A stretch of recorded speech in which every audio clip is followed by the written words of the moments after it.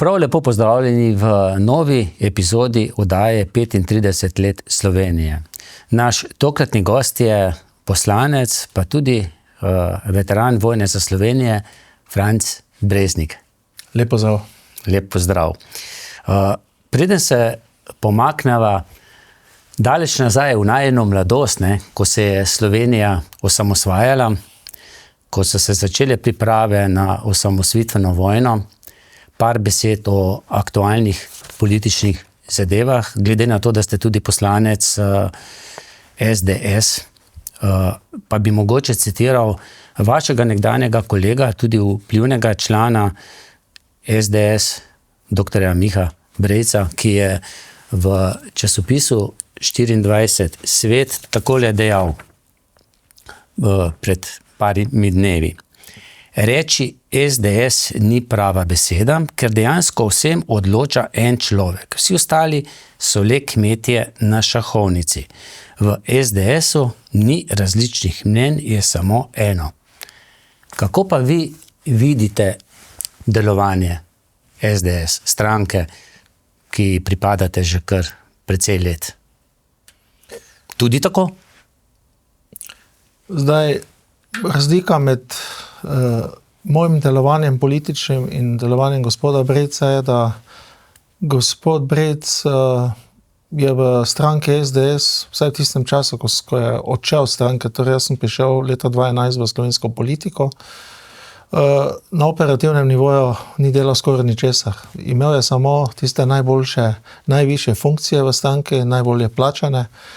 Nekako je izkoristil tudi morda tudi neko zdravo naivnost takratnega vodstva stranke. Treba pa se zavedati, da za vse te funkcije tudi evropskih poslancev dela na tisoče ljudi na terenu.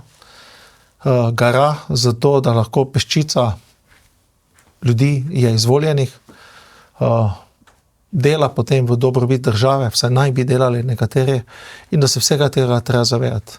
Tisto, odkot jaz izhajam v politiko, je garanje prvo na terenu, v svojem okolju, z dokazom, že predtem z neko kariero, z nekimi dosežki, priti tudi do poslanca v državnem zboru v Slovenski demokratski stranki ni tek na kratko progo, tek za funkcijami, imamo tek dela tudi in odpovedovanja tudi na terenu. Zdaj ta izjava govori bolj o sebi kot o drugih.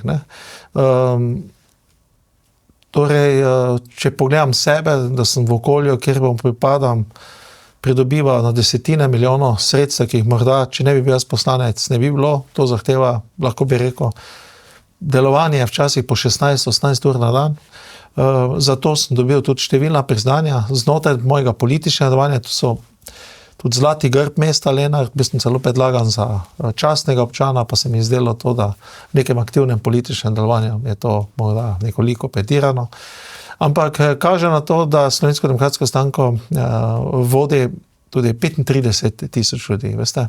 In v politiko, če ne razumeš, to, kar vidim, je politika nekoga, ki je velik del svoje mladosti živel v trdem komunističnem režimu, kateremu je tudi pripadal, tudi družinsko, vrednostno. Gospod Brejc izhaja za trde komunistične družine in teh vrednot ni nikoli zapustil. Tisti, ki pa smo nekako se rojevali, zoreli z slovensko pomladjo, pa razumemo delovanje timskega dela. Veste, jaz sem 5 mandatov izvoljen v slovenski parlament, sem predsednik odbora trenutno za zunanjo politiko, predtem sem bil predsednik odbora za evropske zadeve, tudi za kmetijstvo nekoč pred leti. In na poslanski skupini je tisti, ki je strokovnjak na nekem področju, ki je odgovoren za neki zakon, se skup strokovci pripravi nekatere rešitve, ali bom potrdili ali ne. In pri gospodu Janši, tisti, ki je dejansko, ko se nekaj dogovorimo, se dogovorimo.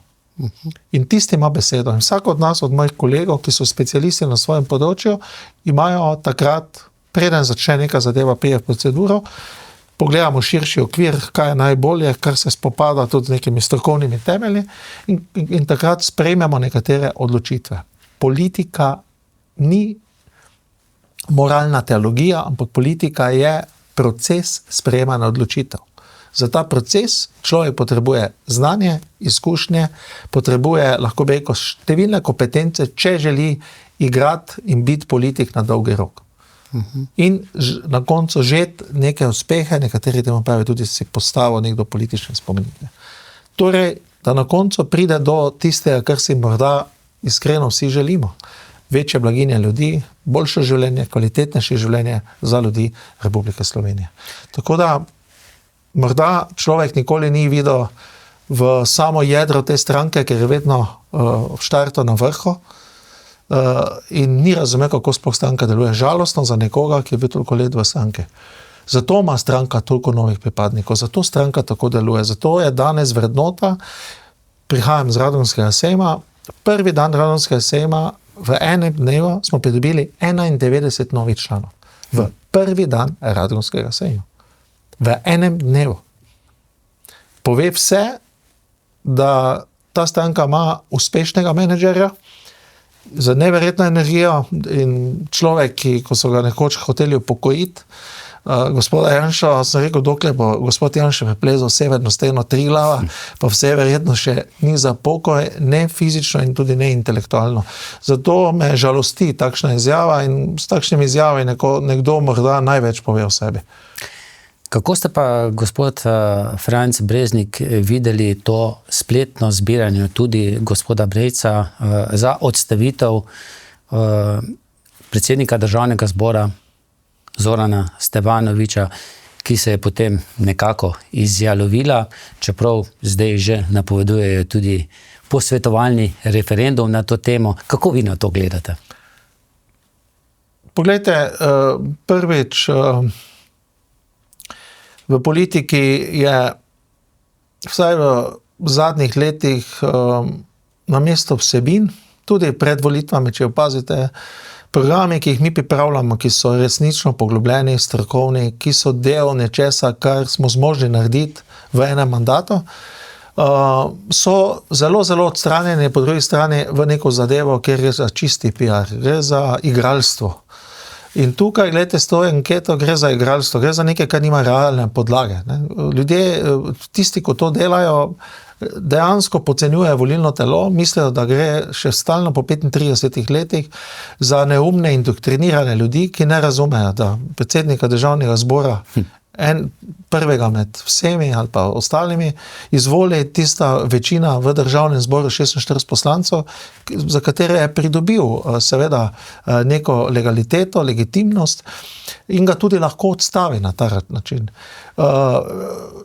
Pritiski, še posebej s takimi anketami, kjer se lahko prijavil vsak, tudi Miki Miška in James Bond in ostala imena, kjer dejansko ni skrita ali pa ni predstavljena kompletna legitimiteta vsakega posameznika, ki se je za to odločil, je bila zelo amaterska, zato tudi kasneje lahko bi rekel zaprta. Torej, to jim ni uspelo, zato ker je večina ljudi ugotovilo, da gre za neko anketo, ki je zelo odprta, ker se lahko človek z različnimi tudi tako zvanimi fake profili prijavlja in glasuje. V demokraciji procesi odločanja tečejo prvič na volitvah, v volilnih sistemih različnih, pri nas pač v proporcionalnem, in kasneje se politika odloča predvsem v Državnem zboru. Mi smo parlamentarna, ustavna demokracija, kot pravi profesor Jambrek, kot eni so avtorov slovenske ustave in temu moramo stremeti. Tudi tukaj se kaže, da gospod Brejc dejansko v temelju, kljub temu, da je bil profesor ne prava, ampak na upravnem delu, znanosti do popolnosti ne razume slovenske ustavno-parlamentarne ureditve Republike Slovenije. Oba sva odraščala še v času Aranke Jugoslavije, Socialistične federativne republike Jugoslavije, torej v času komunizma. Jaz zase lahko rečem, da tudi od blizu nisem bil kdaj v partiji. V kakšni družini ste vi odraščali, da vas je nekako izoblikovala, da ste potem bili s srcem zdraven, ko se je Slovenija demokratizirala in tudi, ko se je osamosvajala, torej tudi branila svojo osamosvojitev s puško, ne? Moja družina je bila narodno zavedna. Tiste korenine, ki sem jih raziskal, vsaj v zadnjih letih, pa tudi po peljevanju mojih tet, stricov, očeta, so izhajali nekje, vsaj imamo pogled globoko v zgodovino, v dobrih 400 let. Torej, izhajali smo ravno za občine Jurij v Slovenskih Goricah. To je ta nesrečna občina, ki je najbolj znana, ne samo po lepotah, žal tudi po umoru predsedniškega kandidata, gospoda Krambergerja, ki sem ga tudi osebno poznal, katerega osebni veterinar je bil tudi moj pokojni oče. Družina, ki je pred približno 150 leti prišla v Lenart, na podlagi nekega dogovora takratnega kasnejšega župana, velikega domoljuba, dr. Goriška, ki je bil kasneje tudi vodilni majster, poveljnik, častnik v Lenartu, in mojega pradedeka, ki je bil veliki veleposestnik, torej neko veleposestništvo, ki je trajalo stoletja, zato da so prišli do tega premoženja, je del svojih prihrankov, torej prenesel takrat z občine Jurij v Lenart, ki je zgradil veliko hišo, imel ogromno, lahko bi rekel, stanovalcev, najemnikov stanovanj tudi v tej hiši. Imeli smo ogromno parcel tudi v Lenartu in seveda dr. Gorišek je kasneje, torej to sta mojemu dedku bil birmanski boter, kasneje tudi poročna priča, in že leta 1909 sta pradedek in recimo dr. Gorišek izobesila slovenske zastave, ko je prišel v Lenart, ki je bil izrazito kot Maribor, izrazito nemški, več kot polovica je bila nemškega prebivalstva. Zelo težko smo dobili slovenskega župana v Lenartu, recimo pred drugo svetovno vojno.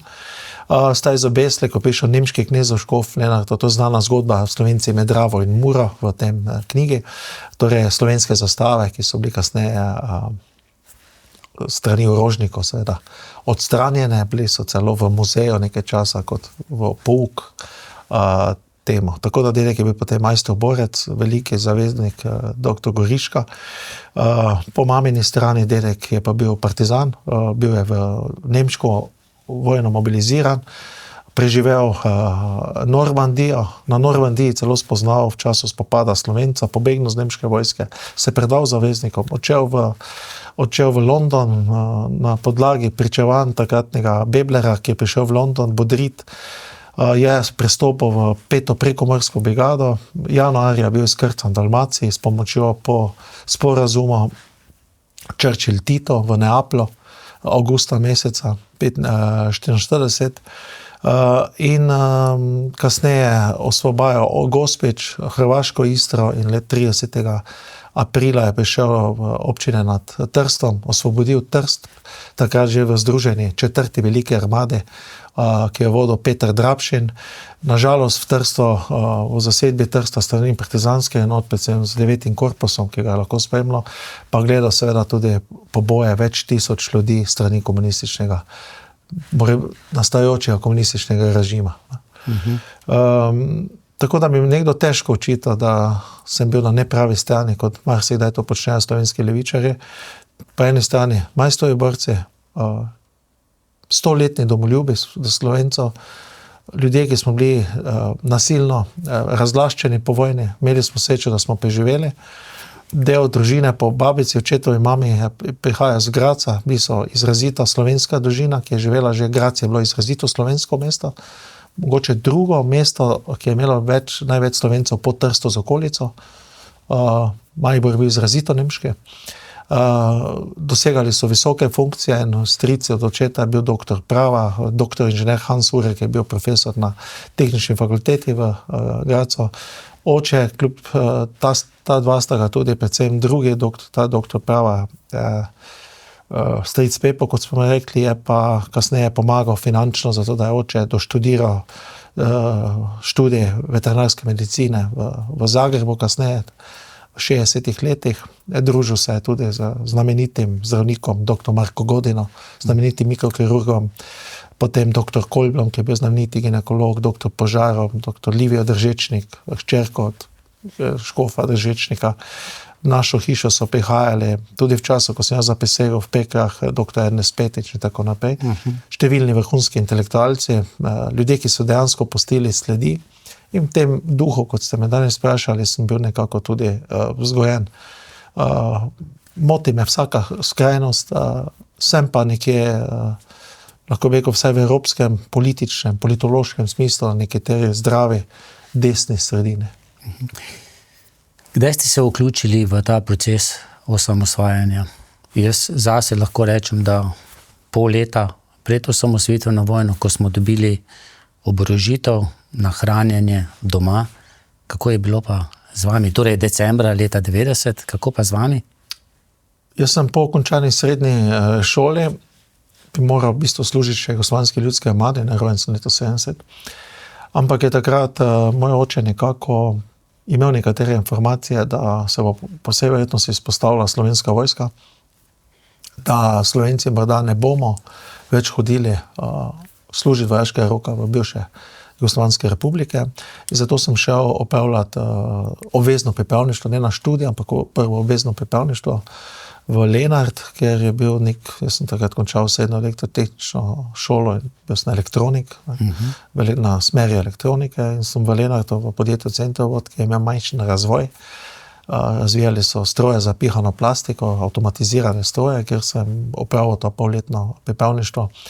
In torej kasneje so nas izbrali 3 iz Lenarta in okolice, to je za upravne enote Lenart, ki smo šli na služenje kot prva generacija Slovenske vojske v Pekre 15. maja. 120 nas je odšlo z tega vzhodnega dela Slovenije v Pekre in pa večji center je bil še na Igu pri Ljubljani. Te prve generacije, tam pa je služilo 180 naših kolegov in kolegic. No in te Pekre so meni stale v spominu po tem tragičnem dogodku. Jožef Simčik, ki ga je takrat povozil oklepnik in je umrl, praktično lahko rečemo, da je ta prva žrtev slovenske osamosvojitve. Jaz sem bil takrat tudi z enoto v Zagorju v pripravljenosti, nismo vedeli, kaj se bo zgodilo. Kako ste pa vi ta čas takrat dojemali, doživljali? Tragičen. Torej, mi smo bili naborniki, mi smo se tisti dan, ko je tudi bila ta pekrski dogodki, smo imeli zjutraj priprave na samo zaprisego slovesno, to je bila prva zaprisega prvih slovenskih vojakov v zgodovini, torej, ki je bila datirana na 2. junij 1991. Zanimivost te prisege je tudi, da smo zaprisegli države, ki še ni bilo, ki ni bila razglašena. Tudi za starimi simboli podmoralne, novi simboli niso bili v skupščini potrjeni, bili so veliki problemi, ker del tranzicijske levice se rabila je, Demosova večina ni imela, ustavne večine v tisti skupščini še veliki, 240 domne. Torej, tisti dan seveda nismo smeli tudi sprejeti orožja, torej mi smo takrat bili, kljub temu, da nas je bilo večinoma močnih in zdravih fantov, izredno sposobnih, lahko rečem, da sam sem bil, imam višino 1,87 m, pa sem stal nekje v sredini, v postroju te generacije, to meni največji je bil celo kolega, ki je bil visok 2,8 m ali 2,6 m. Tako da je šlo za izredno močne, fizično sposobne fante, ampak zaradi, ker nismo zaprisegli, tisti dan nismo smeli dobiti orožja, mi smo ga zahtevali, potem smo se omaknili v en del varovanega dela, torej branili so Peke tisti dan straža znotraj Peke, tudi rezervisti in pa seveda širše območje policija in pa tudi teritorialna obramba.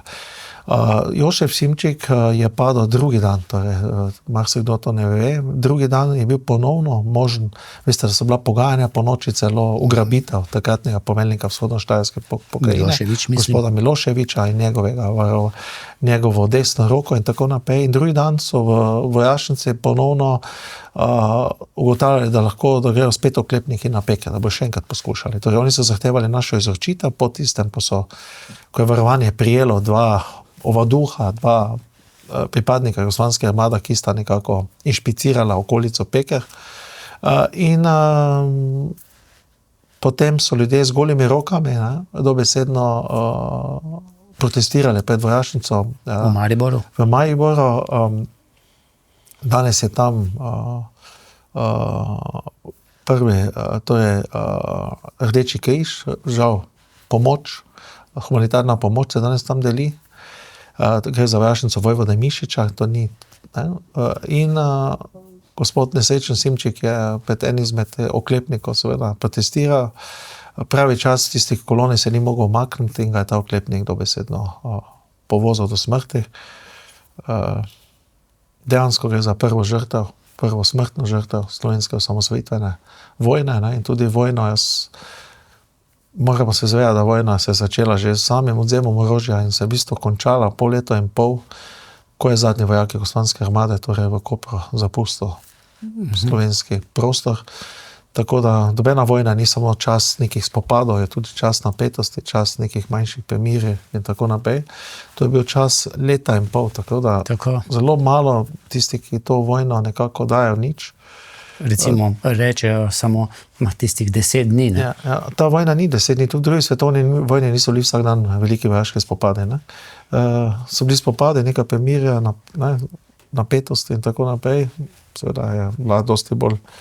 Treba se zavedati neke specifik te vojne. Ne? Vojna je bila prvi vojaški spopad v Evropi po koncu druge svetovne vojne. Če je vojna v Ukrajini sedaj največji vojaški spopad po drugi svetovni vojni, na naših tleh je šla to za prvi vojaški spopad. Mi smo v tej vojni zmagali. Mi smo zmagali, David je premagal Goljata, če se nekako simbolni. Kako ste pa gledali na ta čas? Kaj ste takrat razmišljali, ne? Ko ste videli, da gre za res? Pa ne nazadnje, da je Rdeča zvezda tista, proti kateri se borite. Čeprav lahko rečeva potem še kakšno o Rdeči zvezdi ali pa tudi o Titu, ki oboje nekateri še vedno čislajo v nebo. Ne? Za razlika med nami in med partizansko vojsko, recimo, ne?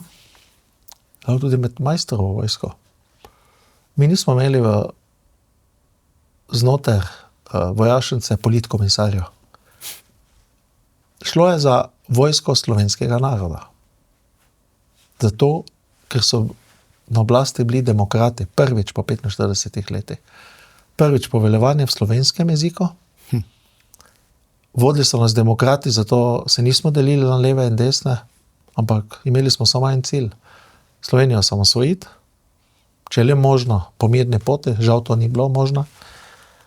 Zmagali smo v vojni, ki so nam jo izsilili nekdanji bratje. V tej vojni nismo izgubili koščka slovenske zemlje, predvsem zaradi tega, ker se nismo maščevali tistim, ki so pa nasprotovali slovenski vojni, slovenski osamosvojitvi.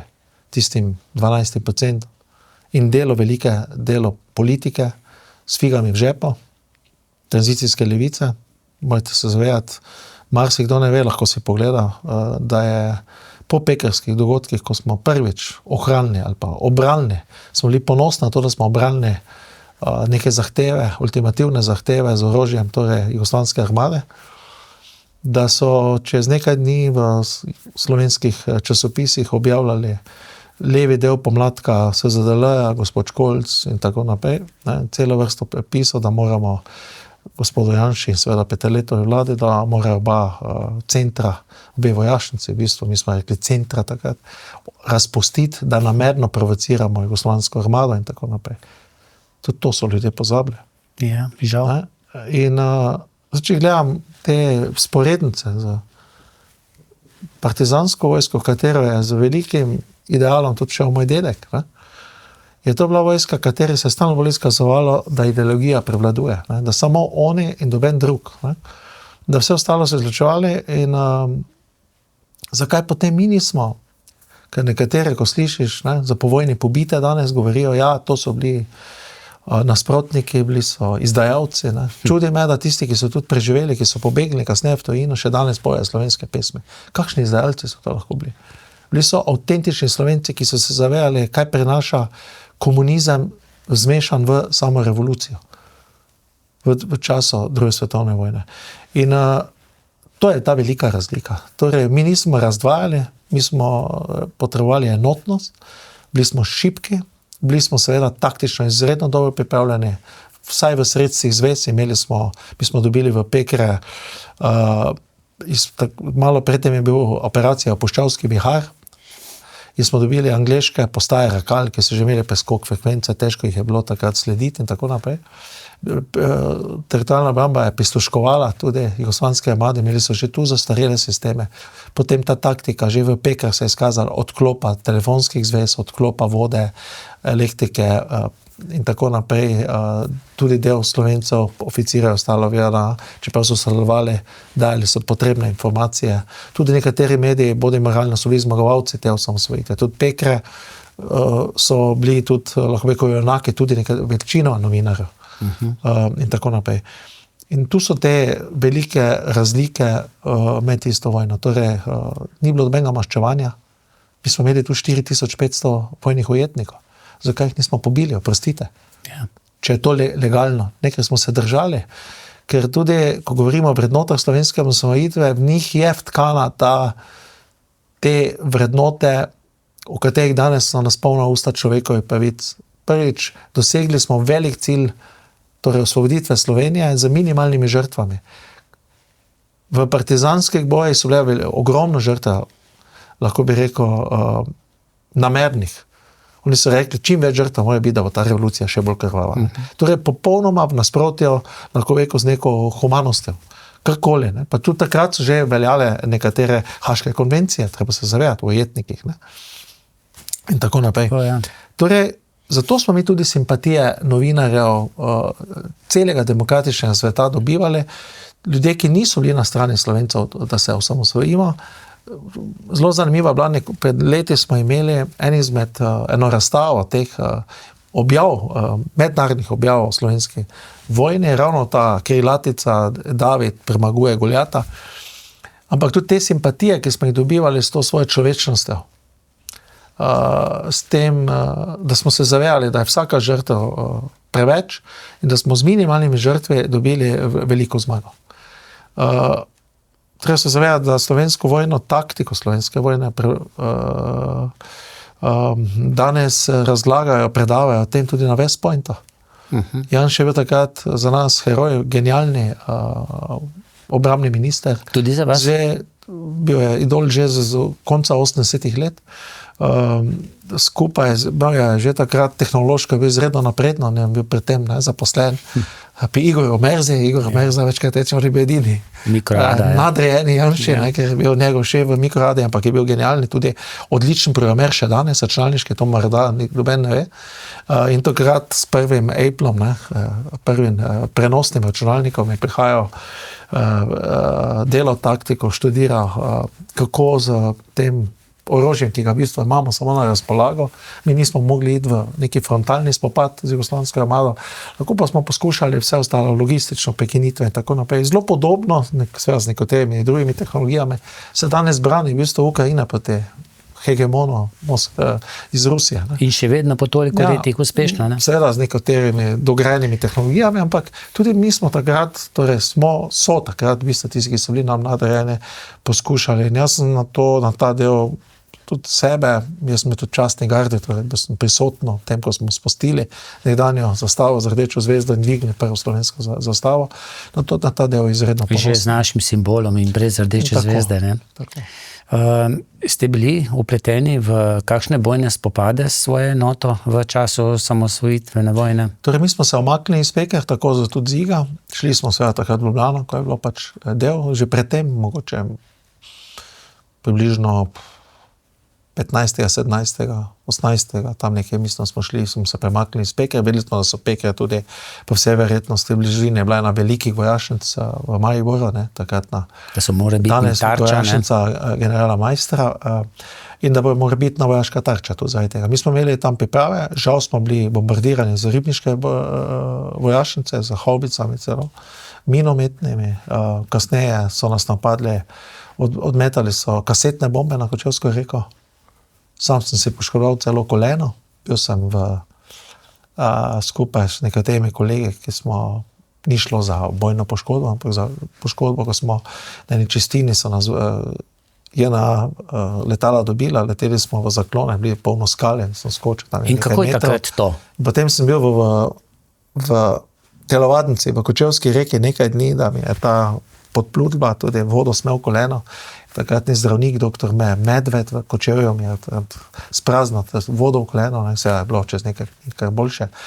Operacijo sem kasneje, potem na menisko mi je naredil moj bratranec, doktor Gamberer in tako naprej. Ampak, gledajte, ta del smo ponosni nekako. In kako je bilo sprijeti, zdaj gre pa za življenje in smrt na nek način.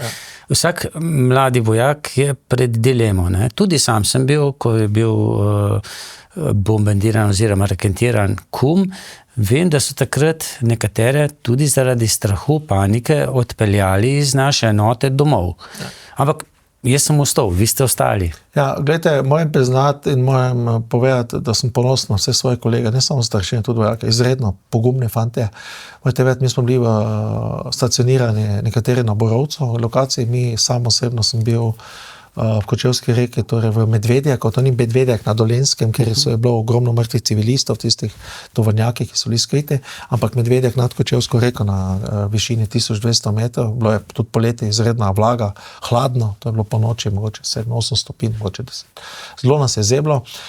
Kasneje smo pa bili tudi od tam, premaknjeni bele vode na Šoštanju, točno tam, ko je padel Karel Stovnika Juh.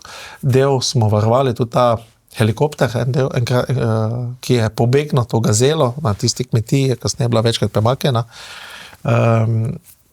In pa bili smo en dan, 2 dni smo bili pa tudi v Ormožu, kjer smo seveda v času prekinitve vojnih spopadov smo bili tudi v Ormožu, kjer smo seveda upravljali pač stražarske in ostale funkcije. Direktnih frontalnih spopadov seveda nismo bili vključeni kot pač prva generacija. Tako da to je ta. Je pa, gledajte, ker me govorite, tebe drži, ti si mlad, tega straha takrat ni bilo.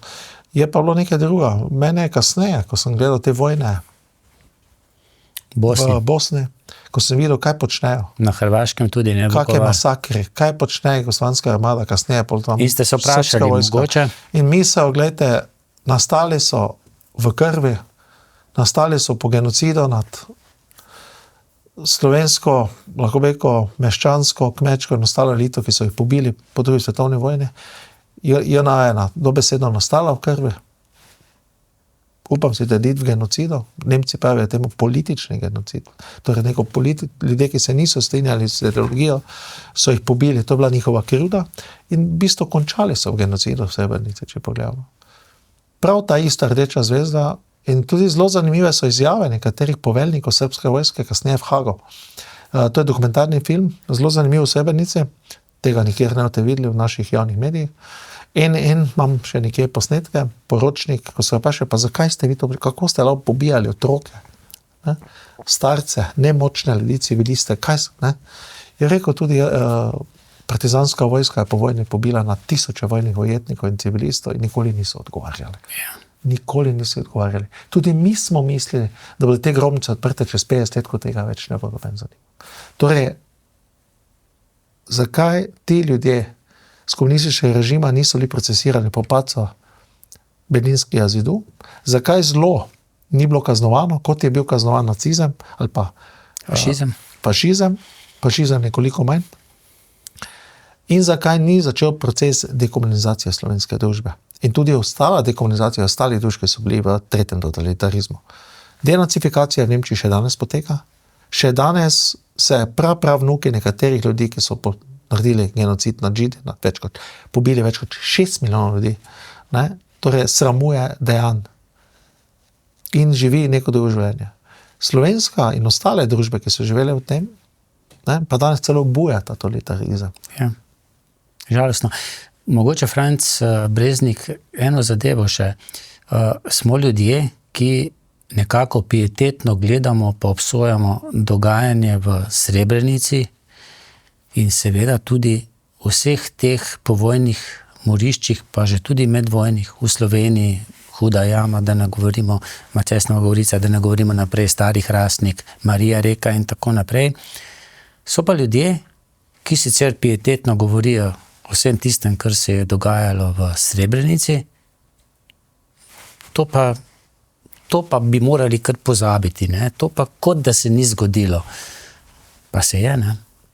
To je ta izgubljenost, duhovna izgubljenost v prostoru in času. To prenese kot neki štokholmski sindrom ljudem, veste, ki so živeli v indoktrinaciji, ki so živeli v bistvu sovraštvu drugače mislečih.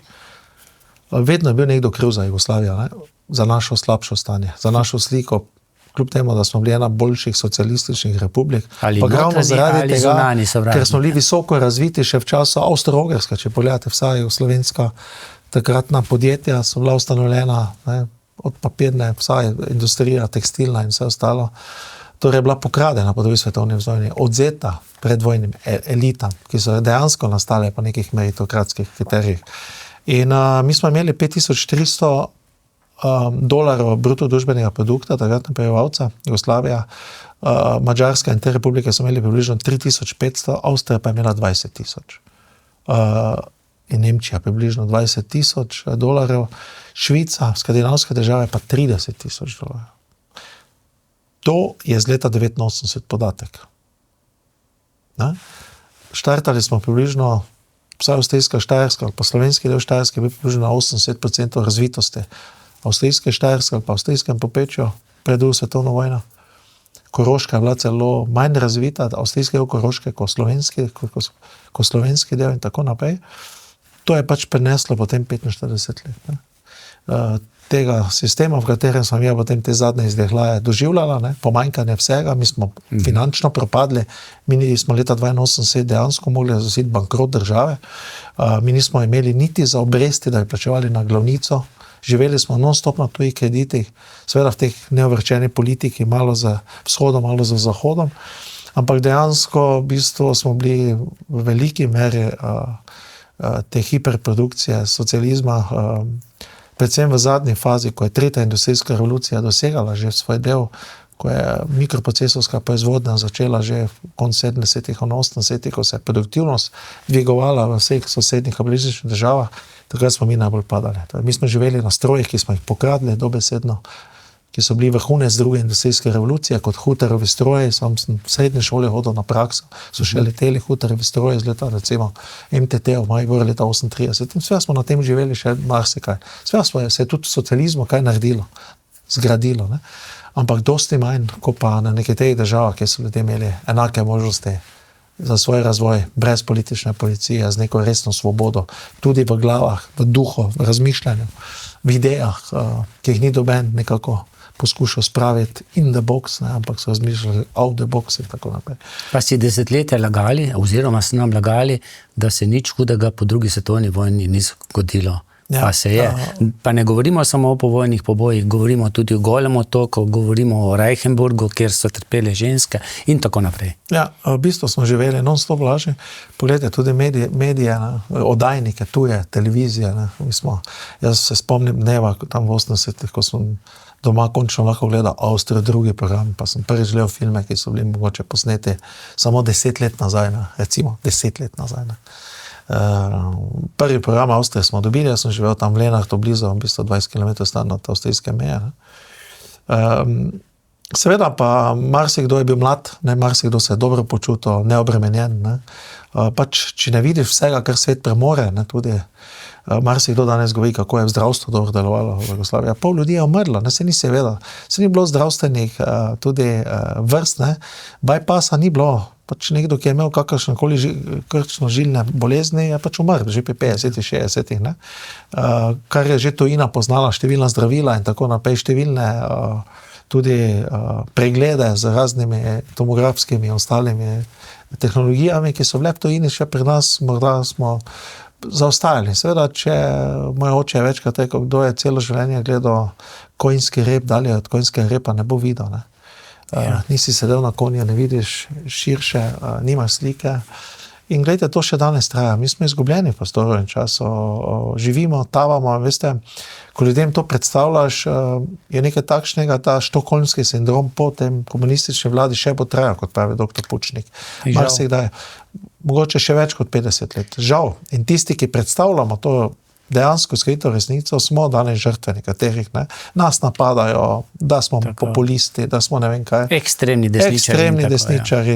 Seveda, gledajte, stranka, ki pripada, jaz še vedno trdim kot ekonomist tudi, spada, še vedno ima velike prvine svoje socialdemokratske stranke, v katere je nastajala te Pučnikove. Ne.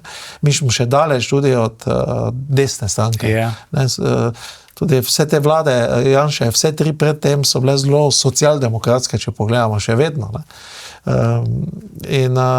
Tukaj se kaže, da ta tranzicijska levica z novimi obrazi živi globoko v zgodovini, v sovraštvu, vedno poskuša z medijskimi prevarami ustvariti neki pol in to bojo počeli ves čas. Ljudje se bojo mogli tega zavedati, da to tranzicijsko puberteto moramo končati.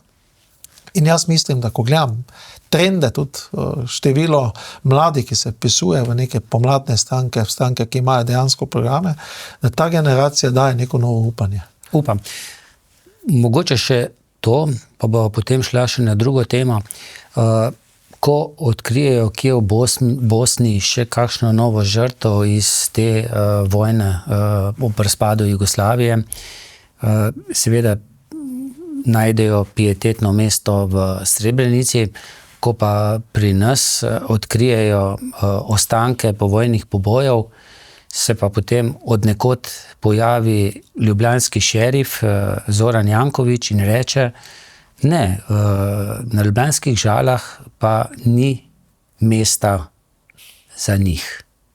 Mogoče za kakšne druge bi bil, za njih pa ne. Kaj nam to pove? Kaj to o njem pove? Po tistih, ki nekako to tiho podpirajo. Mislim, da ste odgovorili sami. Torej, ljudje so otavali od osnovnih civilizacijskih norm. Ne glede, kdo je. Glede, jaz sem bil z mojim stricom, ko sem prej razlagal zgodbo o svoji družini. Sem bil leta 2004 na Normandiji. Šli smo pogledati, kjer je bil moj dedek, kjer je preživljal usodne dneve. Njegov brat je padal, bil nasilno mobiliziran v nemško vojsko 10. julija 1944, ko so začeli s frontalnimi, potem zavezniki, ki so se skrcali 6. junija v operaciji Overlord, so v bistvu zelo zbirali to opremo. V bistvu po 3 tednih po 6. juniju so komaj začeli z nekaterimi ofenzivami bolj v notranjost. Ne. Normandija je Atlantski zid, ki ga je takrat v bistvu predstavljal nemški stroj, ki ga so pripravljali, seveda dal številne žrtve, tudi zavezniki so imeli izrazite žrtve kasneje v ofenzivah. In na Normandiji so že 2 leti ali 3 leta po vojni Nemci dobili, nemški vojaki, dobili pokopališče La Cambe, tam je tudi pokopan, to je dedkov brat, ki je tam, dedek je preživel, njegov brat je padel. Imate vsak eno kamnito ploščo z 2 napisoma, tam je tudi pokopan največji tankist nemški druge svetovne vojne, Wittmann, ki je zmagal v več kot 100 tankovskih bojih in kasneje je bil z vzhodne fronte premeščen torej na zahodno. In tako naprej, ampak je tam za svojim tankom kasneje tam končal. Ampak poglejte, Nemci so dobili grob na Normandiji 22,012 vojakov tam pokopanih. Na Omahi bil sem tudi na zavezniškem pokopališču, kjer je približno 12,000 pokopanih. Torej, vsi ti, ki so se bojevali na nasprotnih straneh, so dobili svoje grobove, svoje spoštovanje, kakršnokoli. Bleiburgo, lahko greste na pokopališče, kjer Avstrijci skrbijo za majstrove borce iz 19. leta. Sem bil na eni izmed slovesnosti. Tukaj se kaže, da del tranzicijske levice je civilizacijsko ni ukvirjen v evropske vrednote, v evropski vrednostni sistem. In so velika nevarnost demokraciji. So velika nevarnost demokraciji. Sam in moji kolegi pa temo ne bomo za, lahko bi rekel, nedemokratičnimi sredstvi delali potem. Borili se bomo na demokratični način, tam, kjer je prostor, Državnem zboru in tudi jaz upam, da zrelost slovenskega naroda raste, da ta tranzicijska puberteta se sklenuje in tudi takšni šerifi, tipa gospod Janković in ostali, jim ne bo več mesta v narodovi zgodovini in bodo odšli z tega. Ne kot junaki tega, ampak morda neki drugi prispodobi. Vsak se mora zavedati, kaj dela v svojem življenju. Tukaj jaz vidim nek napredek in sem glede tega kar optimist, kar se tiče duhovne rasti slovenskega naroda po komunizmu. Glede na to, da so oba osamosvojitvala na nek način, da si bila del osamosvojitvene vojne, je saj mene zelo razveselilo prejšnji, drugi oziroma tretji Janševi vladi, kjer se je sprejel zakon o ustanovitvi muzeja slovenske osamosvojitve, pa potem neizjemno razočaran, da prejšnja vlada to ukine. No, zdaj se je to spet vrnilo nazaj v prave tirnice. Verjetno je odgovor to, kar ste prej povedali, ne? Da te tranzicijska levica ali karkoli že pač rečemo, na te osamosvojitvene zadeve, demokratizacijo gleda kot ne bodi ga treba. Oni se zavedajo, ne? Tisto, kar jaz vidim, je, da ves čas v bistvu rešujejo politično zgodbo Milana Kučana.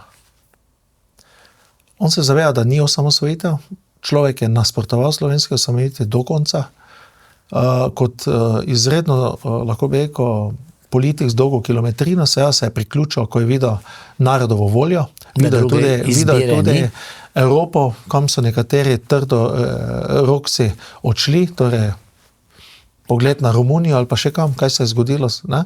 In se seveda kasneje priključil na ta vlak. Je pa po zdajšnjih podatkih, ki jih imamo, ne, tudi Bela knjiga slovenske osamosvojitve, to je ne neka moja ideologija, pristranska, ampak tisti, ki so pisali fakti, kot bi rekel moj kolega, govorijo o tem, da je metal, lahko bi rekel, kamne v neko kolesje osamosvojitve ves čas. Seveda je pa se pravilno prilagajajo ves čas. Ne. Tudi če pogledamo njegov del, v bistvu je tudi pokradel preko tranzicije delavcem vso njihovo premoženje, ki smo ga tudi ustvarili. Nekdanjih elit po vojni pobitih in kasneje dodanih na te podjetja tudi del, ki so ga slovenski starejše generacije to delali. Tovariši so jih pokradli. Ne? Žal. Fenomen slovenske scene je, da v Sloveniji imamo elito, kvazi elito, ki ni nastala po demokratičnih ali pa po, lahko bi rekel, meritokratskih načelih. In zato v Sloveniji je ime ali pa beseda elita nekaj slabšalnega. Ne? Govorimo, da smo Slovenci, da so zelo nezaupljivi, da so Slovenci do kapitala. Slovenci imajo samo ta prikaz teh bivših komunistov, ki so to pokradli in seveda imajo to nevošljivost do tega premoženja. Ker globoko v njih se zavedajo, da niso do tega prišli svojim delom, svojimi sposobnostmi, kot nekateri podjetniki, ki so pa sedaj nastajajo, ki pa nimajo dobenega problema, če ste opazili, z njihovim bogastvom, zato ker so ga ustvarjali, ker so garali za to, odpovedali so se vsemu. Žal mi imamo en del te tranzicijske elite, ki je dobesedno pokradla Slovenijo. Direktore, v vsakem vasi najdeš nekoga, ki je bil v partiji, ki je bil direktor. In kot je rekel akademik, profesor dr. Toplak, nekoč, jaz mislim, da je zbral najboljši stavek za prikaz slovenske tranzicije, dejal je, svoje politične privilegije so konvertirali v državno premoženje z dednim nasledstvom. Pove vse. Tako. Ostali so na položajih, niso bili lustrirani, potem so to združili in celo še preden je nastala prva Janševa vlada, so nekaj mesecev pred tem otvorili veliki forum 21, kjer so se zbrali vsi, ki so imeli možnost kraje družbenega premoženja skozi poseben model privatizacije. Ali prihvatizacija. Tudi z nekim, lahko bi rekel, vsaj ne s formalnim sporočilom, lahko imate vlado, vse ostalo imamo mi v rokah. Torej, imamo vso premoženje, imamo vse medije, imamo vse, kar rabiš za to, da lahko vodiš. Ampak tudi to so zgubili. Veste, kar je hitro pridobljeno, tudi to zgubiš. In to zgublja in zato je panika na tej strani toliko večja. Tako je. Zdaj se pa dotaknila še ene druge teme, kjer ste prepoznaven, to pa je tista znamenita letalska nesreča Korsika, tako imenovana. Mimo grede tudi po mamini strani sem sam tam izgubil 2 sorodnici. In ta letalska nesreča, ki se je zgodila še v času rajnke Jugoslavije, tudi kaže na nek način, kakšen odnos imamo do umrlih, na nek način, kajti toliko let kasneje, tudi po vaši iniciativi, ste našli še ogromno ostankov pokojnih, ki jih takrat, ne vem, niso vztrajali, da jih najde. Tudi to govori o našem odnosu do pokojnih, nekaterih, no, ne vseh. Mogoče par besed o tej letalski nesreči. Jaz sem z letalstvom, torej sam nisem imel sorodnikov, ki bi umrli. Morda pa nekaj podatkov. Prva zadeva, kako sem jaz prišel zakaj sem bil del neke iniciative, del ljudi, ki so raziskovali tudi del te nesreče in kasneje tudi delal fizično na tem pobočju kot raziskovalec. Moj stric je bil pilot športnega aviona, večkrat je letel z Francom Terglavom iz Slovenj Gradca, ki je bil kopilot na tem nesrečnem avionu. To je ta avion. To je ta slika, gre za Juano, kot je pravimo, zadnji hit tehnike takratnega podjetja Douglas iz Long Beacha, torej v Kaliforniji. Avion, ki ga vidite na sliki, to je slika iz Hamburga, z letališča, nekaj tednov pred nesrečo na Korziki. Gre za DC-9, super 80 avioni DC-9, po združitvi McDonnell Douglasa kasneje, so dobili potem kode 8021 MD McDonnell Douglas, 8283, recimo DC-10 je dobil MD-11, recimo kasnejšo kodo. Avion je bil prevzet 15. maja v Long Beachu, torej nesreča se je zgodila 1. decembra v torek. Govorimo o letnici 81. Šlo je za najboljšo, lahko bi rekel, podaljšano različico z novimi, tudi izredno zmogljivimi predvitnjevimi BT-200 motorji. Avion je prevzel z ekipo gospod kapetan Janko Medved in v bistvu tudi dosegalo, takrat bi lahko rekel skoraj svetovni rekord za DC-9, imel je neverjetno, letel je potem z Long Beacha proti Kanadi, mislim Montrealu, preko Nove Škotske, je preletel Atlantik z DC-9 in koordiniran pristanek je mislil imeti v Severni Irski, ampak v irskem delu, ampak je bilo še toliko goriva, toliko vetra v rep, kot rečemo, da je preletel, lahko preko vso to iz Nove Škotske do preko cele Evrope in pristal še, mislim, z 2-3 tonami goriva takrat na Brniku. Zelo zanimiva tudi zgodba samega prihoda aviona na letališče Brnik. Torej, avion je tisti dan nesrečnega, v torek 20 minut do 7, ko je ta let JP-1408 začel, 20 minut do 7 je avion pilotiral Ivan Kunovič. To je bilo v času praznika, ne? Bivše republike. Ja. Bivša republika je imela torej tudi zakon, da prazniki, ki se prenese na nedeljo, se prenese tudi na naslednji delovni dan. Tukaj je bilo zdaj, mislim, Luka Mesec dal do nekaj predlogov. Torej, delali ne bi čim manj, da delamo, čim manj produktivnosti. Ne? In bili so praznik, je bil republike nekdanje, 29. in 30. je bil praznik, ker je 29. prišel v nedeljo, je torej bil 30. ponedeljek in se 29. še prenesel na torek. Torek pa je bil že 1. december. Torej, let je bil enodnevni, 20 minut do 7 je avion poletel po lokalnem času iz Brnika. Nesreča se je zgodila po lokalnem času, 8:53 minut je avion z levim krilom zadev del vulkanskih skal na vrhu, nekoliko, približno 300 metrov stran od vrha Monte San Pietro. Kako je prišlo do tega? To je tudi nekaj napak bilo, ne? Ja, zdaj je zelo zanimivo, je par zadev, ne? To marsikdaj. Avion, ki je bil prevzet, je imel kar neke nove sisteme, ki jih klasični piloti pri Adriji niso še toliko poznali, niso bili niti šolani. Janko Medved je bil, Kunovič je bil izkušen pilot, imel je več kot 12.500 ur na leta, bivši vojaški pilot v Jugoslovanski ljudski armadi, s činom majorja je odšel. Priključil se Adriji. Adrija je imela kar, bi rekel, mali notranji konflikt med piloti, ki so prihajali takrat iz civilnega dela, ki so bili civilni piloti ves čas, in pa bivšimi vojaškimi piloti. Vse nekateri od njih so se imeli za nekaj več. Imaš pa tudi, veste, nekatere fizične predispozicije, če pilotiraš vojaške pilote in civilno. Ne? V civilnem pač za sabo imaš v tem primeru 179 ljudi še. Ne? Si lahko privoščiš kakšen adrenalin, te tu ne.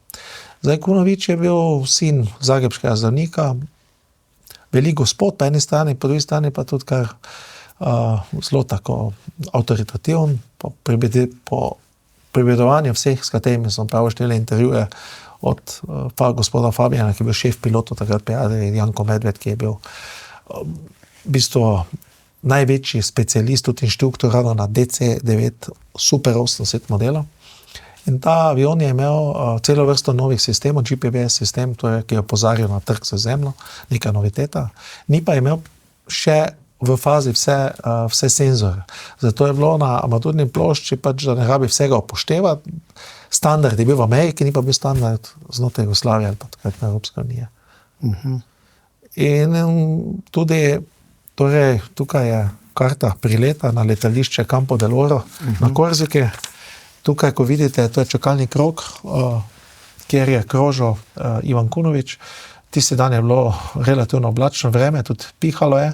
Torej, to letališče je dostopno zelo težko, okrog je dosti hribovja, zato je šel v čakalni krog, bilo je tudi nekaj prometa, je pa bilo tudi več nesrečnih okoliščin, kot je v vseh tragedijah.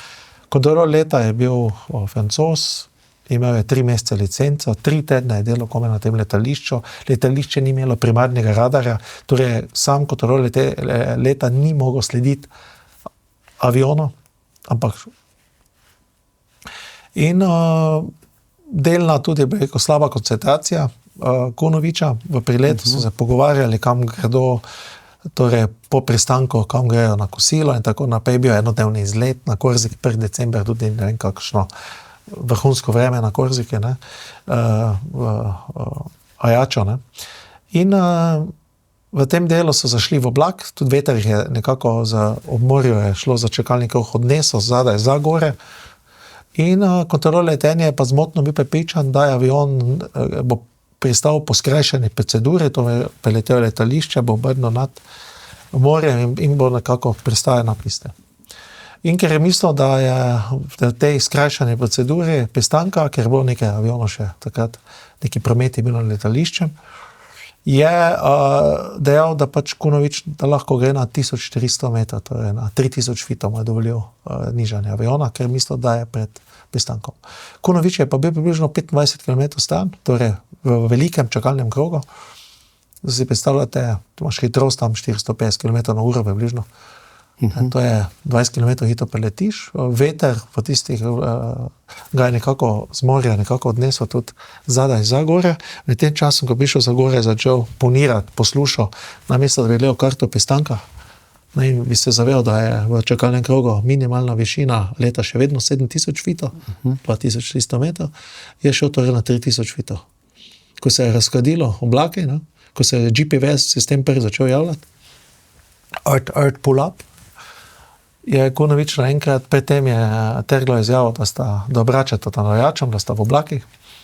No in potem se začne alarm, Earth pull-up, ne, in nekako oblaki se razkladijo, Kunović zagleda, da so v bistvu v dolini, levo in desno gore, ona dva pa sta že na nižini, ker sta spuščali avioni, pred vami, seveda nekaj kilometer, 2, je pa bilo to pobočje s temi nesrečnimi vulkanskimi skalami. Avion je seveda gas, se čuje v kabini, avion je začel dvigovati, ga cel čas dviguje in v bistvu bi že skoraj preletel ta breg, to je nekako 200-300 metrov stran od Monte San Pietra, največjega vrha, 1480 je približno, to je bilo pa višina približno 1365 metrov. In avion je bil nekako nagen, zdaj DC-9 je imel razpon med levim in desnim krilom približno 32 metrov, tisti dan je imel težo približno 57 000 kilogramov in je nekako z levim krilom, ki je bilo nekoliko nageno, ker je mogoče htel pobegniti tudi nazaj na morje, je zadev nekaj vulkanskih skal. Za približno slabe 4 metre krila je zadelo v še eno vulkansko skalo, čisto na vrhu tega. Kaj je pomenilo potem? krilo je otrgalo pri taki gibalni količini 57,000 kg krat približno 400-450 km/h. Športni avion, seveda, ki je lahek, pade hitro v covid. Ne. Ta avion je v bistvu še letel nekaj sekund, ne, torej v črni skrinjici je približno 7 sekund. Še pogovora, torej po trku je Kunović videl, kaj se je zgodilo, začel je panično se dreti, gotovo.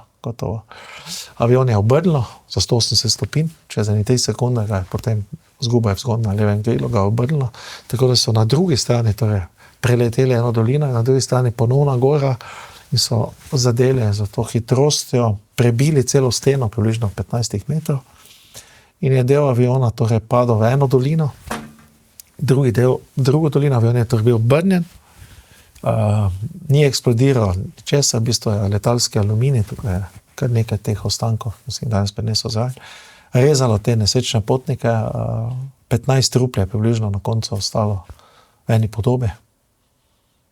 Prej sem nekako zelo direkten, mogoče. Zdravnik dr. Fosse, ki sem ga kasneje spoznal tekom raziskave, mlad zdravnik je rekel, da še danes ima te travme, v bistvu avioncev, to je ugasnilo, kontrola letenja in sama iskalna akcija kasneje je začela se na morju, kome ob 1:30 popoldne, torej to je se zgodilo v 8:53, ob 1:30 popoldne je pa francoska žandarmerija torej našla avion na severnem pobočju Monte San Petra, te ostanke v teh dolinah. Nobeden od potnikov ni preživel. Ampak bilo je pa grozljivo, pravi, da je bilo grozljivo, ne. Drugo jutro je štartal šef pilot pri Adrii, bila je panika v Jugoslaviji, takoj so klicali vodilno osebnost patologa in akademika dr. Milčinskega, ki je potem vodil, odšel je drugo jutro za DC-9, 30 modelom na Korziko, pristal v normalnem letališču, tam so ga s helikopterom peljali na vrh te nesreče in dr. Milčinski je kasneje naredil neko takoj prevzel vajeti za skupino patologov, kasneje so v kvadrante so razdelili torej tiste dele in so pobirali po kvadrantih torej te ostanke in v tej občini Petreto Bisekano so torej žandarmarji in vsi, ki so pomagali, nosili v vrečah te ostanke. Tam je prišlo do grobe identifikacije, to je trajalo do 9. decembra 1981, grozovite zgodbe ljudi, ki so pomagali, ki sem kasneje spoznal na Korziki. In 9. decembra je ekipa pač odšla. Pobrali so to, kar se je pač pobralo, kar so lahko pobrali, tudi tehnične so bile seveda nekatere zadeve. Zdaj, če se pa vrnem potem, da sem jaz leta 2007 začel na Korziki, to je šel sem na neki izlet, kasneje se vrnil z inženerom Meškom, ki je prav tako pilot, smo začela in stricom ogromno teh predmetov, tudi posmrtnih ostankov, dobesedno je ležalo, kot da bila nesreča še. Zakaj?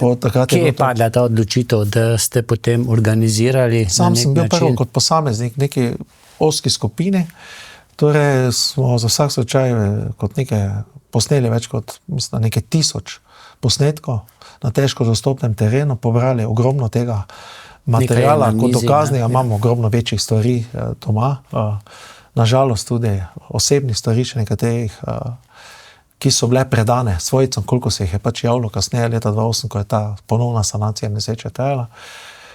Pozvali smo jih seveda po 27 letih, marsikdo se je zval, marsikdo ni, pač mediji so super sodelovali.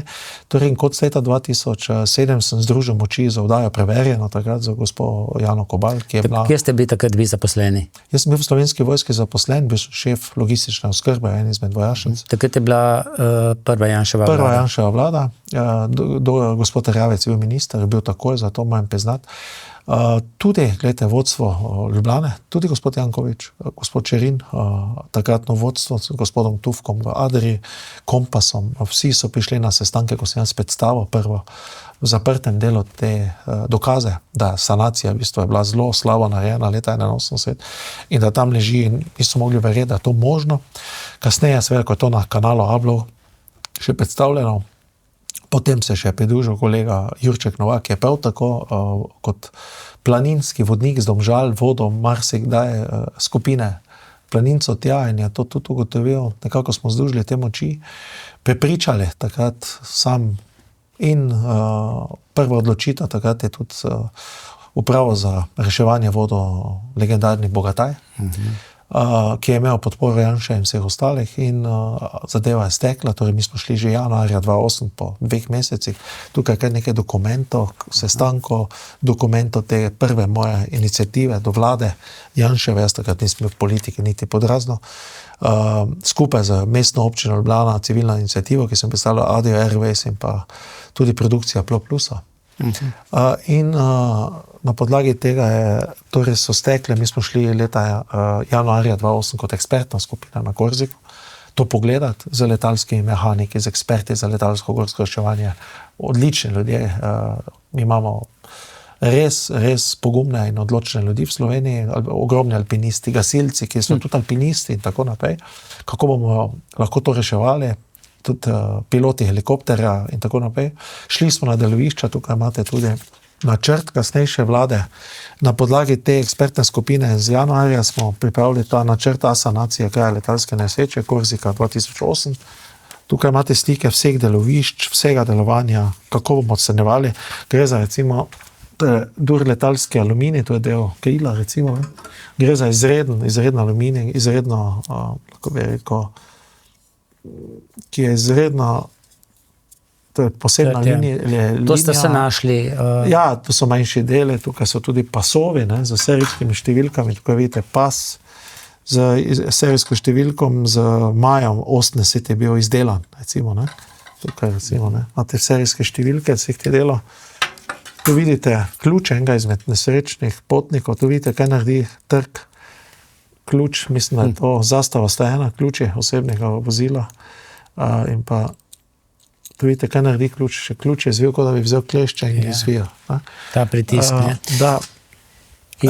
No, v glavnem, sanacija je pozneje načrt, vlada je mogla odobriti kot vojaško enoto, ki gre v tujino, tukaj za posebno, moram priznati, pogum vlade, tudi Janševe, to se je videlo. Gre za nekaj drugo, res neko operativno vlado. In mi smo šli na Korziko, del teh ekspertov kasneje čisto, jaz sem se ukvarjal z svojci, kasneje tudi smo postavili spominsko ploščo in vse svojce za minimalna sredstva smo odpeljali ponovno na Korziko, kjer smo naredili slovesnost točno na trku nesreče, šli smo približno 2 uri peš, se gre iz prelaza Roka Titana in res tako srčno slovesnost in tudi dali nekatera priznanja tudi nekaterim Francozom, ki so pomagali in tudi tisti, ki so pomagali leta 81. Tam sem spoznal tudi gospoda Pukšiča, Petra Pukšiča, ki je bil že pomagal leta 81. Je imel Slovenec, ki je imel svoje podjetje na Korzike gradbeno, podjetje prekinil z delom za 10 dni, pomagal tudi akademiku Bilčinskemu in tako naprej. In gledajte, tukaj smo Slovenci spet pokazali, da smo srčni ljudje. Da imamo v bistvu te vrednote, katerih smo govorili, da jih del Slovencev nima. Tako. In koliko teh ostankov, recimo, ste tam našli? Tudi ostankov trupel, nesrečnih potnikov? Zdaj, da si predstavljate, jaz sem danes govoril o številki, tudi glede goriva in polno napolnjenega aviona z vsemi potniki, je imel približno 57 ton. Mi smo pa našli leta 2008, ko je bilo 27 let po nesreči, 27 ton. Aluminija, titana, bakrenih, vsega, tudi krila, oba motorja, krila, ki so dolga po 11-12 metrov, težko je bilo to razrezati, kolesa, vzmetno kolo, ki je bilo 2 km linije stan, kos, ki je odletel za težo 250 kg, je odletel približno 2 km. Priletel je celo hrib, ki je bil večji od tam, ki je avion zadev. Nekaj stan. Grozovito, mislim, to je... In pa, ko so dvignili sve te največje ostanke, smo našli več kot 100 manjših skeletnih ostankov, ki so bili prvo, bil je tudi patolog, gospod Balažič, zraven, kasneje.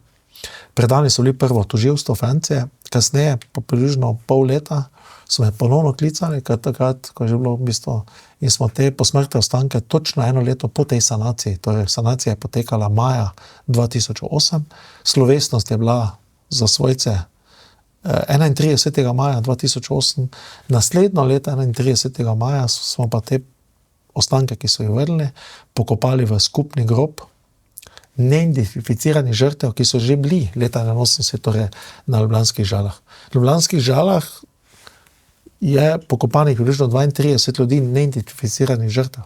Identifikacija je bila zelo problematična.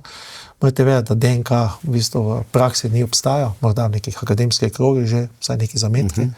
Tukaj je šlo na zobnih protezah, osebnih zobnih protezah, celo nažalost ogromno otrok je umrlo, ki so bili z družinami, tam so jemali prstne odtise iz igrač otrok. Grozne, pretresljive osebne zgodbe, kljub temu, da toliko let. Ogromno sem tega slišal, ogromno joka, ogromno tudi, seveda, zahvale svojcem, da so tudi videli, kje so končali njihovi najbližji po tolikih letah. In tukaj, gledajte, smo spet pokazali, jaz ne štejem to kot uspeh, ampak kot neko vrednoto, da Francozi so posneli celo en dokumentarni film okrog tega z nekim sporočilom, da se vrnemo po svoje. Vrnili smo se po svoje ljudi. Za razliko od tistih prej omenjenih povojnih pobojov, ki še kar ne najdejo mesta na Ljubljanskih Žalah, tu predvidevam, niste imeli težav za pokop. Ne, dobenih težav. Imeli smo neke težave ali popelite, manjše skeletne ostanke. In to zdaj, ko gledate z distance, ste prepričani, da ste prav naredili, ker so celotni ostanki jaz imam tu seveda tudi zapiske, tudi voljo svojcev, ker težko je to potem najti. Prvič, na koncu se je javila celo Višnja Kunovič, čerka tega nesrečnega kapetana, ki še živi v Zagrebu. In tako naprej. Ni bilo dobenih problemov kasneje, bil to pokop narejen. Seveda pa nikoli ne bom razumel kot človek, predvsem kot človek, kot Slovenec, kako je možno, da tu pokažemo pieteto, tiste svoje vrednosti, civilizacijske vrednote, ki jih v bistvu mora imeti vsak, ki ima naziv Homo sapiens, ki je del zahodnega sveta. Vse. In da pri tisti, ki so bili izven sodno politike, te krivda nikoli ni bila dokazana. Da pa ti posmrtni ostanki danes ležijo ali še neodprtih kraških jamah ali pa v plastičnih vrečkah. Zakaj sem jaz to razumel, gledajte, pa nisem imel dobenega svojca? Zato, ker ste me v prvem delu spraševali, z kakšne družine prihajam. Prihajam za družine, kjer je pač, sem z materim mlekom morda spil nekaj teh vrednot, kot velika večina Slovencev. Nimam se za nič več, za nič manj. To so vrednote, ki, mislim, živijo med nami. So morda pri nekaterih ključnih, tudi političnih kolegih nekako skrite, zakrite in mogoče prevladuje tudi neka manjša energija. In verjamem, da se bo tudi pri njih nekoč to odprlo. Da ne glede na, veste, ljubezen vedno premaga sovraštvo na dolgi rok. Jaz verjamem v te vrednote in verjamem, da sem tudi poenili. Takrat bo Slovenija lahko res zadihala z obema pljučnima kriloma in takrat bodo stekli številne procesi, reforme, ki jih Slovenija v tem trenutku nujno potrebuje. Dokler pa del slovenske politike razdvaja, dokler govorijo, da so žrtve leve ali desne, za mene niso.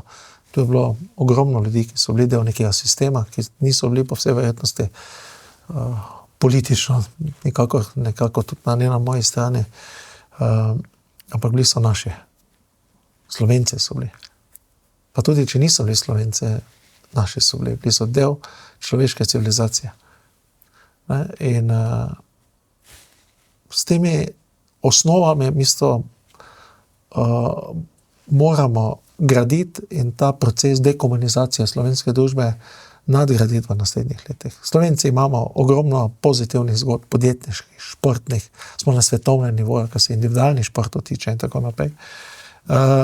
In to nam lahko daje ponovno veliko samozavest, močno slovensko identiteto v svetu, neverjetno državo z lepotami, potencialom in gledajte, v svetu se v 4. industrijski revoluciji karte mešajo na novo.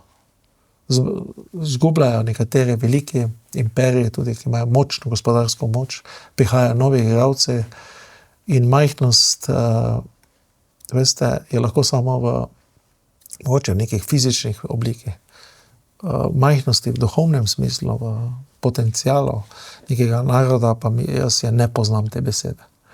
In na tem jaz mislim, da Slovenci moramo potem in lahko gradimo veliko zgodbo o uspehu, ki bo prišla. Mislim, da tu ni kaj dodati. Mogoče ob koncu, če se vrneva še na današnji čas, bili ste poslanec v prejšnjem mandatu, prejšnje vlade, ko je Državni zbor vodila Urška Klakočar Zupančič. Zdaj ste tudi, imate že nekaj izkušenj tudi z novim predsednikom Državnega zbora, Zoranom Stevanovićem, ampak ko smo prej govorili naši, ne naši, dostikrat je naša družba še vedno takšna, da ocenjuje ljudi, tudi tiste, ki opravljajo vodstvene funkcije, na naše in na ne naše. In kljub temu, da je bila prejšnja predsednica Državnega zbora bistveno manj politično izkušena, kot je zdajšnji predsednik, ki se je nekako tudi na lokalni skupnosti politično že formiral, je on kar zaenkrat nekaj slabega, njej pa pojejo hvalospeve. Kako pa vi to gledate, ki ste to v živo spremljali, pa ki to v živo spremljate? Glede, jaz gospoda Stevanovića nisem toliko poznal. Sedaj kot predsednik tudi odbora za zunanjo politiko sem bila celo na skupne službeni poti v Srbiji. Mogoče sem ga takrat bolj spoznal. Nam so dajali kot pripadnikov Slovenske demokratske stranke tudi številne krilatice. Želeli so, da češ mi smo proti ljudem, ki so prihajajo z balkanskih držav ali pa nekdanjega juga. Jaz nisem proti dobenemu.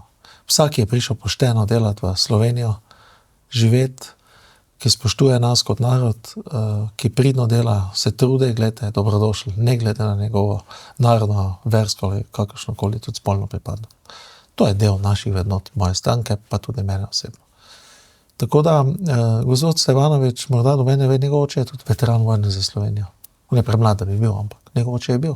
Ne glede na ali ima v svojem priimku Mekaniča in prihaja od nekoga. Torej,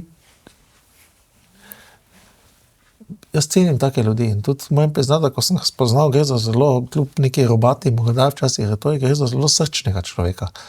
Za tem nekim močnim, športnim moškim se skriva zelo srčen in tako tudi vode, če bi gledal Državni zbor.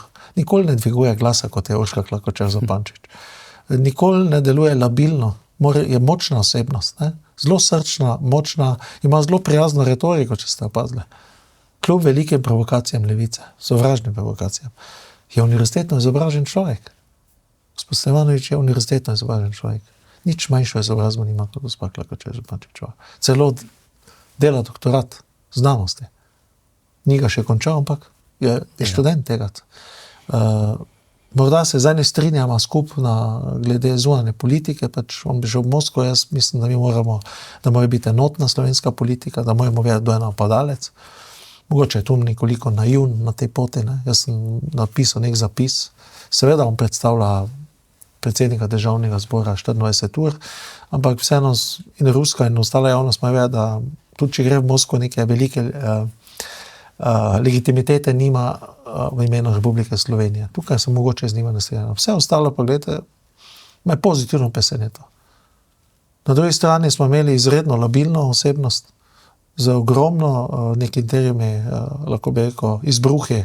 Gledališkimi tudi. Dvigovanje krila, ne vem, bivše predsednice, dame, plesanja pred časno. Boksanja, kričanja v Državnem zboru, zelo labilna osebnost. Veste, potem pa nekatere umetniški izrezi iz tega, z njene strani, taki ljudje, veste, ne sodijo v politiko. Jaz sem danes govoril in še enkrat povem, politika je proces odločanja. Če misliš moralizirati, lahko piše romane, spoštujem, tudi bivšo predsednico glede pisanja njenih romanov, lahko poješ, lahko si umetnik. Čeprav umetniki nikoli v politiki na dolgi rok so nekje na neki stopni. Včasih tudi, na žalost, sam sem bil glasbenik, tudi igral sem v nekaj teh skupinah, ampak, veste, žal moraš na nekaterih področjih včasih biti pragmatičen, se odločiti. V Sloveniji pač, tudi v slovenskem parlamentu, gledajte, moraš marsikdaj stopiti korak nazaj, da lahko greš korak naprej. Mi imamo volilni sistem, ki ga imamo, ki ga ljudje niso zbrali na referendumom pred 20 leti. Torej, ljudje so se odločili za večinski volilni sistem. Takratna Drnovškova vlada je šla proti volji ljudi in je naredila torej, proporcionalni volilni sistem, ki seveda odraža potem šibke koalicije. In vedno rabiš koalicijske vlade. Ne? Torej, več strank v sistemu. Gospod ima, v bistvu, ni del koalicije, zato ker ni v pogodbi, podpira pa vse dobre ukrepe trenutne vlade. Ne? In to je trenutna realnost četrte Janševe vlade, tudi umetnost ustvarjanja neke politike. In tukaj je gospod Janša izkušen, pragmatičen politik in trenutno moram priznati, da je samo vzdušje v koaliciji, pa tudi tem opoziciji, ki je konstruktivna, kot jaz pravim, Stevanovičevi stranki Resnica, dobro. Dobre odnose, so nekatera pogledi mogoče nekoliko različne, nekatere zadeve, ampak gledajte, ogromno je skupnih zadev, na katere vemo, da jih moramo narediti, tudi kar se tiče nekaterih reform, ki bojo sledile v naslednjih mesecih. In to je ta politična realnost, ki jo imamo. Dejali ste reforme, ki bodo sledile v naslednjih mesecih, ki pa so na nek način odvisne tudi od rezultata vse večjih referendumskih odločitev. Ne? Te referendumske odločitve bo zelo zanimiva. Ne? Zdaj, da nekdo govori o politični policiji, pa o nepreiskavah, ljudje, ki so ves čas zavirali, da bi preiskali GEN-I, kjer se vrača več kot 2 milijarde denarja, ker je ta denar šel na številne naslove po balkanskih državah, kar so dejstva. Ne? Potem pa so vseeno to nekaj na pol ustanovili, pa dali poslanca njihove politične skupine, ki ni skliceval skoraj nič v tiste preiskovalne. Mislim, to je ta moment, ne? Zloraba preiskovalnih komisij. Jaz recimo osebno nisem nikoli sodeloval v nobeni preiskovalni komisiji. Jaz nisem politik destruktivnega tipa. Jaz sem politik, ki je prišel v politiko, da naredi nekaj. Da naredimo neke korake naprej, čas naš je omejen na tem svetu. Zelo kratki. Nikoli ne vemo, koliko nam je odmerjeno.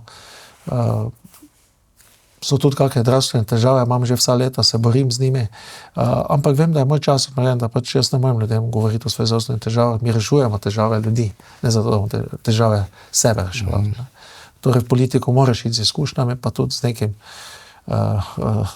z neko energijo, ki mora biti, moraš razdajati tudi nek optimizem in energijo ljudem. Ne. Tako da, jaz sem tu optimist, kar se tiče in koalicije, kar se pa referendumom tiče, bo zelo zanimivo vprašanje. Ne. Recimo tudi posvetovalni referendum, ali naj ljudje, ki so zdravi, pa dobivajo socialno pomoč, ali naj dela nekaj družbeno koristnih del. Ne poznam skoraj države, kot nas skrbi tujci, ki imajo samostalno prebivališče, imeli pravico na lokalnih volitvah, oprostite. Še posebej iz tretjih držav, gledajte, vse imajo tujci, ki živijo, recimo, ki so člani Evropske unije. Imajo pravico. Imajo pravico, ne, recimo. Ne. Avstrijec, ki recimo živi v Ljubljani, ima pravico tudi na evropskih volitvah voliti za slovenske evropske poslance, tudi lokalne, ali pa Italijane, ali pa kdorkoli iz Evropske unije. Torej, potem je pa, jaz mislim, da bo zanimivo. Gledajte, to za mene so vprašanja, ki bodo na potki volilne baze, ali želimo resne spremembe, ali gremo na poti temu, o čem smo se vse danes pogovarjali, ali pa želimo še naprej živeti v nekem postsocializmu, neki novi Jugoslaviji, torej potem je to znamenje, da mi še dolgo ne bomo, da ta proces dekolonizacije še zelo na neki osnovni točki. Če se bo to zgodilo, tudi sam razmišljam, da v tej politiki nimam več dosti, ker moj čas je odmerjen, kot tudi neko nezaupnico do mojega osebnega dela. Če ljudje mislijo, da tudi interventni zakon ni vredno, ker to je znamenje za vse svetovne trge, da mi želimo tuje investicije, da ne morejo imeti slovenski delavec in pa podjetnik in tudi tisti, ki je resen raziskovalec, lahko bi rekel vrhunski inženir in vse ostalo, če je močno obdavčen, gledajte, danes poslovno okolje okrog nas dosti bolj, lahko bi rekel, naklonjeno ustvarjalnosti. Pri nas je pa ta socialistična enakopravnost, ne, vsi smo enaki, ne. Veste, vsi imamo lahko enake izhodiščne možnosti. Če jaz nič ne naredim sebe, ni česar. Če imam roke v žepu 20 ur na dan in bi rad imel iste dohodke, kot imate vi, gledajte, potem, Ne gre. tudi socializma vemo, koliko jih je odšlo iz države na druge kontinente in tako naprej za boljše zaslužke, ki so imeli boljše možnosti. In to je delala v bistvu prejšnja koalicija. Vedno, ko se vrača tranzicijska levica, gremo vedno korak nazaj. Velike birokratske ovire, veliko birokracije, ogromni javni sektor, ogromno nekih zadev, uničujemo ustvarjalnost, uničujemo najboljše ljudi, smo nevošljivi do njih, slabo mnenje imamo od podjetnikih, mogoče tisti, ko sem danes razlagal, ne pa od tistih, ki so dejansko to ustvarili iz svojih garaž in svojem odpovedovanju. To bo neka pokazatelj, kjer je, lahko bi rekel, razmišljanje ljudi v 21. stoletju. Tako. Ampak v tem obdobju prejšnje vlade, o katerem nimate najboljšega mnenja, se vam je pa zgodilo tisto, kar si vsak najbolj želi. Postali ste očka, ne? Ja, na to sem zelo ponosen. In Francija? Ja, tako kot sem danes govoril o zgodovini svoje družine, v moji družini, rodbini približno imamo vsaj tisto, kar vemo, je, da je bilo vsak prvi sin Franc. Jaz sem bil približno 5. generacija, moj sin je 6. generacija Franca Breznika. Za njega sem ponosen, je izredno živ otrok, hodi še v vrtec. Živ, včeraj tudi s kolesom zelo živ. Ja, pa da ima nekaj manjših odminin. Neverjetno pogum, lahko bi rekel kot sam. Ima kaj nekaj, zelo mi je podoben, tudi že zdaj fizično in tudi sem ponosen kljub temu, da sem dolgo čakal na tega potomca. Tudi v bistvu brat imam enega brata, ima 2 hčeri, sta tudi izredno uspešni. Ana Breznik je bila znana kot diplomantka Univerze Harvard, raziskovalka tam na Harvardu, njena sestra Zala je prav tako vodi startup, je magistrirala za umetne inteligence na Imperial Collegeu in tako naprej.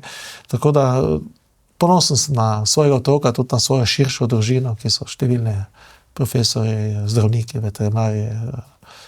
Lahko bi rekel, smo zelo povezani tudi kot širša rodbina in kot družina. In veste, te vrednote, bolj si starejši, bolj viš, kako so pomembne. In demografija, sam sem mogoče premalo naredil, marsikdaj ljudem, mladim povem, kaj je moja največja osnovna napaka, da se nisem prej odločil za neke svoje potomce. In tudi mi brez demografije Slovenci ne bomo preživeli. Imamo katastrofalno statistični podatek in gledajte, nujno potrebujemo tudi politične ukrepe za to, da motiviramo tudi vas medije, prosim, da pomagate s tem, da poveste, da so to nekaj najlepšega, da to Slovenci lahko preživimo samo z boljšo demografsko sliko tudi na dolgi rok. Ne bo šlo drugače, ne? Že pred leti ste mi pa omenili, da se soočate tudi z kar precej neozdravljivo boleznijo, avtoimuno. Torej, če tako malce po domače povem, imunski sistem, ki vas bi moral na nek način braniti, vas dobesedno napada, ne? In zato potrebujete zdravila, včasih celo nekaj časa, neko obdobje, celo medrol, ki pomaga, ampak zdaj ste pa menda na bioloških? Ja, torej, sam sem približno skoraj 15-17 leti zbolel za eno vrsto revmatizma. Imam sedaj diagnosticiran psoriatični artritis, ki se ne izraža na koži, ampak predvsem na sklepih. Lahko vodi v hudo obliko invalidnosti, s tem se borim, so kar hudi izbruhi včasih, potem nekako na revmatološkem oddelku v Mariboru moram jih res pohvaliti, se trudijo, vedno dobivam nekatere. Imel sem tudi zelo za sabo huda zdravljena, tudi s kemoterapijo in tako naprej, z manjšimi kemoterapeutiki. Seveda so pa zagone, sedaj se zadeva koliko toliko umirila, seveda politika najbolj ne prispeva k tem. Če bi bil izven tega, nekje bolj v kakšnih drugih vodah, bi bilo mogoče za mojo anamnezo bolje. Ampak, gledajte, če ste opazili, tudi ljudje, ki me poznajo, vedo, da jaz o tem ne govorim dosti, ne skrivam tega, ampak v vsaki želji, vsakemu kolegu je moje reklo, da ni popuščanja. Ne? So zmogli še ljudje, ki imajo hujše anamneze, ljudje brez okončin so preplezali na številne gore in vse ostalo. So navdih tudi meni, sam nekih ovir nimam, so pa kar težke trenutke, tudi včasih hude bolečine, neprespane noči. Ampak takrat pomaga družina, ki je pa tudi zelo pomembna. Šport pomaga k temu, ampak gledajte, to te izoblikuje bolj kot trdo osebo. Ne? Moraš biti trd in verjeti v pozitivne zadeve in potem vsak ima, veste, jaz pravim, nosi svoj križ v svojem življenju. In če je to moj križ, ga bom nosil, pač je to tudi moje nekako zavedanje te realnosti. In zato tudi zadeve, ki jih delam, tako v politiki kot privatnem življenju, vem, da je moj čas mi ni namenjen dolgoročno, zato imam relativno malo časa v svojem življenju in moram te zadeve nekako še čim več dokončati, koliko še mi bo preostalo do konca te moje poti. Upam, da bo ta pot še dolga, pa da bo križ čim lažji. Hvala za vse, kar ste povedali, da ste bili tu z nami. Tudi vam hvala za povabilo v studio, za relativno zelo osebni intervju, če smem reči, kljub temu, da vas poznam že kar nekaj časa. In kaj naj rečem, vse dobro vam, vašim gledalcem in gledalkam in Bog naživi. Hvala. Hvala pa tudi vam za pozornost in srečno.